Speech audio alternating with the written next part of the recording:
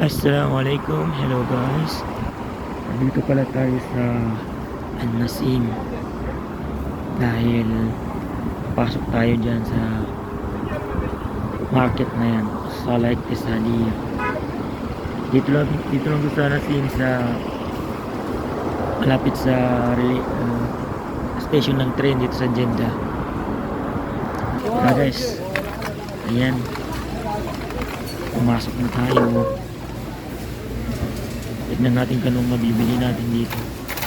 Siya nga pala, ang market na to ay isa sa pinakasikat na market dito sa Jeddah, sa Saudi Arabia, sa Salah Iqtisadiya.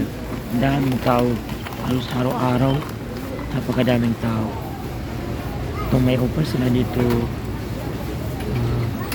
5 pieces 6 riyal. Ito 7 pieces 10 riyal. 7 pieces 10 riyal. Ito naman 4 pieces 10 riyal.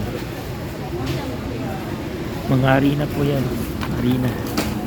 Dito na tayo sa lemon.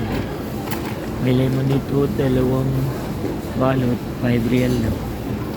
Dalawang balot.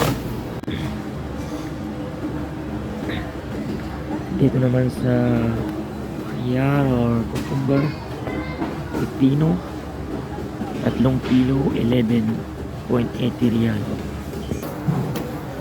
Marami yan talaga yung offer nila dito. 3 kilo ito, chini 3 kilo, 12.80 riyal. At ito naman, asukal, 19.80 riyal, 5 kilo. Kumuha ko ng isa kasi wala tayong asukal. Kumuha ko ng isa kasi wala tayong asukal sa bahay. Yan ang isa sa pakay ko dito, asukal at tomato. Pero wala silang offer na tomato at hindi maganda yung tomato nila.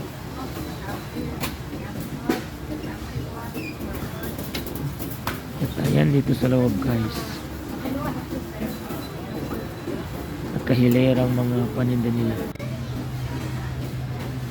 At dito na tayo sa may chocolate dito, 5 pieces 10.80 riyal. 5 pieces po yan guys. At dito naman sa pancit canton and Maggi noodles, talatang ganito nasa 10 riyal. Ibang mura guys. Miss see that, tatlong pack po yan guys, ganun kamura. Ito naman guys, 3 pieces po yan, snad tuna, 3 pieces 11 ay ikan po yan. 3 pieces po yan ay 11.80 riyal. 165 gram po yan guys.